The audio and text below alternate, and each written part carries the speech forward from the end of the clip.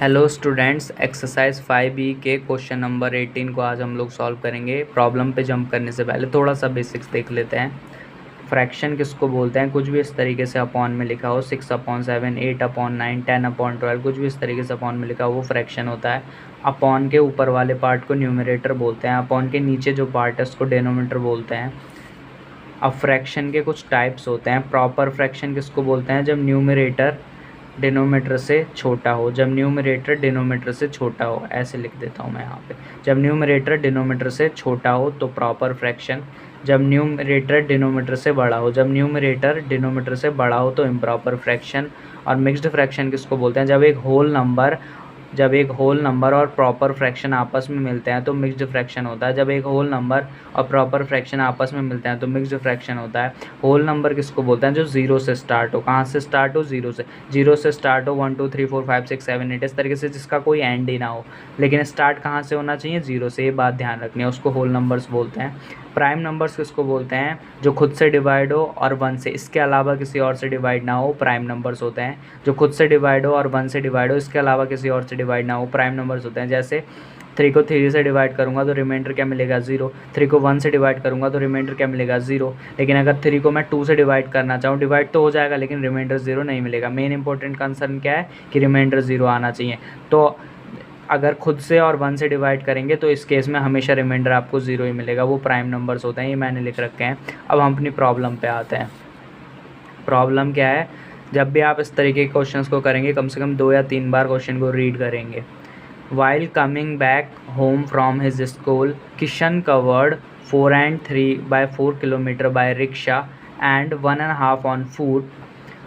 What is the distance of his house from the school? ठीक है, तो एक बार और रीड कर लेते हैं। While coming back home from his school, Kishan covered 4 and 3/4 kilometer by rickshaw and 1.5 on foot. What is the distance of his house from the school? मतलब किशन ने जो है, किशन जब स्कूल से घर आ रहा है, किशन जब स्कूल से घर आ रहा है तो उसने कितना डिस्टेंस कवर्ड करा है स्कूल से घर तक का, है ना। तो यहाँ पर देखिए, इतना तो उसने रिक्शे में कवर किया और इतना डिस्टेंस उसने फुट पैरों से लिया, है ना, 1.5 ऑन फुट। तो इतना तो उसने पैरों से कवर किया, मतलब चल के आया वो, और इतना उसने रिक्शे से कवर किया। What is the distance of his house from the school? तो उसके हाउस से, उसके घर से उसके स्कूल का डिस्टेंस मतलब होता है दूरी। उसके हाउस से उसके स्कूल की दूरी यानी डिस्टेंस कितना है। तो यहाँ पर भी आपको टोटल डिस्टेंस निकालना है। तो हम अपनी प्रॉब्लम पे आते हैं। सॉल्यूशन अब हमें गिवन क्या है? गिवन क्या है? किशन कवर्ड, रिक्शा से कितना कवर्ड किया है? Kishan covered 4 and 3/4 kilometre bye rickshaw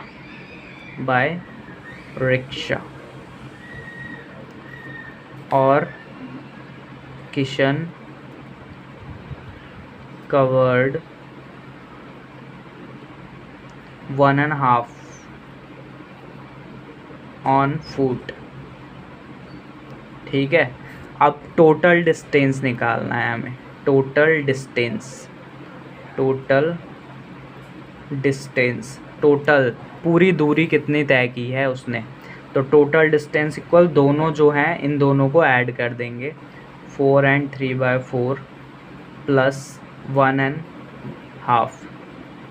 अब जब भी इस तरीके की प्रॉब्लम हो, ये आपको क्या दे रखा है? Mixed fraction. ये भी है मिक्स्ड फ्रैक्शन। मिक्स्ड फ्रैक्शन कैसे सॉल्व करते हैं? डिनोमीटर में जो नंबर होता है उसकी होल नंबर से मल्टीप्लाई करा देते हैं। डिनोमीटर में जो नंबर होगा उसकी होल नंबर से मल्टीप्लाई करा देंगे। 4 4 जा 16 और उसमें 3 ऐड कर देंगे, 16 प्लस 3 अपॉन डिनोमीटर में जो था वो एज इट इज़ रहेगा, बीच में प्लस का साइन है।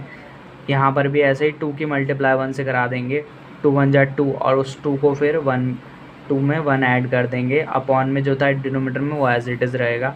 अब इन दोनों को ऐड कर लेते हैं, 19/4, बीच में प्लस का साइन है, इन दोनों को ऐड कर देते हैं, 3/2। अब जब भी इस तरीके की प्रॉब्लम होती है, कुछ भी फ्रैक्शन में दिया हो और बीच में प्लस या माइनस का साइन हो, हम हमेशा क्या करते हैं? डिनोमीटर में जो नंबर होता है उनका एलसीएम ले लेते हैं। तो डिनोमीटर में जो नंबर है उनका एलसीएम ले लेते हैं। मैं यहाँ पे ले लेता हूँ 4,2।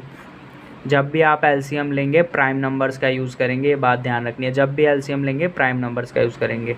2 2 जा 4, 2 1 जा 2, फिर से 2 से 2 1 जा 2, ये तो 1 था ही, एज इट इज़ उतर गया। जब तक हर जगह 1 नहीं आ जाता तब तक लेते हैं 2। अब इसको मल्टीप्लाई में लिख लेंगे 2 × 2, तो 2 2 जा 4। कितना आया हमारा एलसीएम? 4। तो डिनोमीटर का एलसीएम लिया है ना, तो डिनोमीटर में लिखेंगे।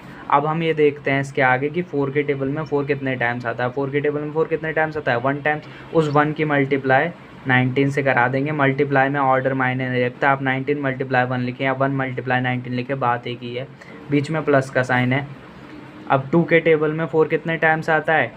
2 टाइम्स। उस 2 की मल्टीप्लाई 3 से करा देंगे। अगेन मल्टीप्लाई में ऑर्डर मायने नहीं रखता, आप 3 की मल्टीप्लाई 2 से कराएं या 2 की 3 से कराएं, बात एक ही है। अब आपने एक रूल पढ़ा होगा BODMAS. BODMAS rule के according bracket of divide multiply addition subtraction हमेशा लेफ़्ट टू राइट जाएंगे, हमेशा लेफ़्ट टू राइट। अब यहाँ देखिए लेफ़्ट से राइट जाते समय प्लस से पहले क्या आ रहा है? मल्टीप्लाई।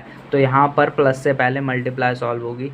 19 1 जा 19 प्लस, या 1 19 जा 19 कह लो, 2 3 जा 6 कह लो, या 3 2 जा 6 कह लो, बात एक ही है, अपॉन 4। अब इन दोनों को ऐड कर लेंगे। ऐड करेंगे तो कितना होगा? ये 19 में 6 ऐड करूँगा तो कितना हो जाएगा? 25 अपॉन 4।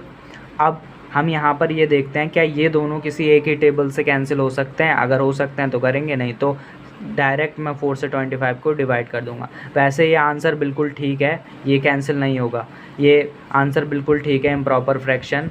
लेकिन आपकी बुक में आंसर मिक्स्ड फ्रैक्शन में दिया है, इसलिए मैं 4 से 25 को डिवाइड कर देता हूँ। 4 से 25 को डिवाइड कर लेते हैं। कितनी बार जाएगा? 4 6 जा 24, कितना बचेगा? 1। इसको रिमाइंडर बोलते हैं, ये होता है कोशेंट, इसको डिवीज़र बोलते हैं। अब यहाँ पर जो रिमाइंडर होता है वो हमेशा जो डिनोमीटर होता है वो एज इट इज़ रहता है, जो डिनोमीटर होता है वो एज इट इज़ रहेगा, अपनी जगह पर रहेगा। जो रिमाइंडर होता है एक हमारा क्या बन जाएगा? न्यूमरेटर बन जाएगा, रिमाइंडर न्यूमरेटर बन जाएगा। और जो ये हमारा कोशेंट होता है वो एक होल नंबर बन जाता है। जो कोशेंट होता है वो एक होल नंबर बन जाता है। फिर से जो रिमाइंडर होगा वो न्यूमरेटर बन जाएगा, डिनोमीटर अपनी ही जगह पर रहेगा, और जो कोशेंट होता है वो एक होल नंबर बन जाएगा। ये दोनों ही आंसर बिल्कुल ठीक हैं। मार्क्स आपको पूरे मिलेंगे, चाहे आप यहाँ पर छोड़ें या यहाँ पर छोड़ें। अगर आप टीचर ने पर्टिकुलरली बोला है कि मिक्स्ड फ्रैक्शन में करना है तो बात अलग है। तो मिलते हैं नेक्स्ट लेक्चर में, फ़िलहाल के लिए इतना ही। Okay bye bye. कैलकुलेटर में डाल लेते हैं, हम अपनी प्रॉब्लम को कैलसी में डाल के चेक कर लेते हैं। क्या था? 4 3/4